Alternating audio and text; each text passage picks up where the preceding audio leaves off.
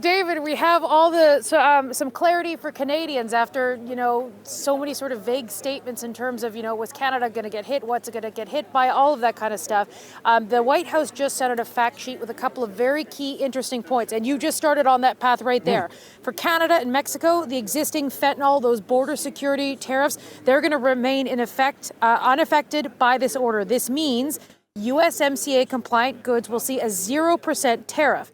Non-USMCA compliant goods will see a 25% tariff. That's already sort of in place right now. And non-USMCA compliant energy and potash will see a 10% tariff. So that's what is already in place right now.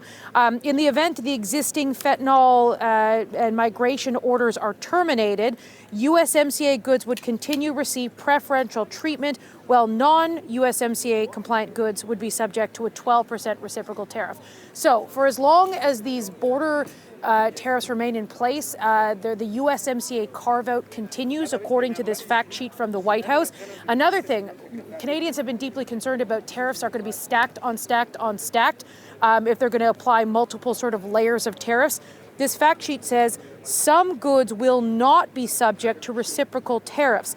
These include steel and aluminum tariffs, autos and auto parts already subject to 232 tariffs, copper, pharmaceuticals, semiconductors. So Canada is already dealing with 25% steel and aluminum tariffs. These are not going to stack on top, according to this statement from the White House.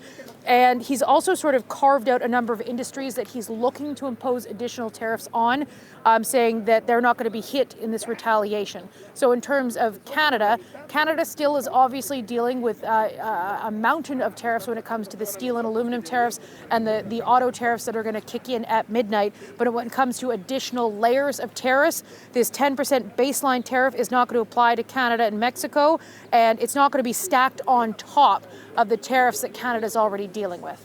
Okay, Katie, that is all very helpful as we seek whatever threads of clarity we can get on a day like this.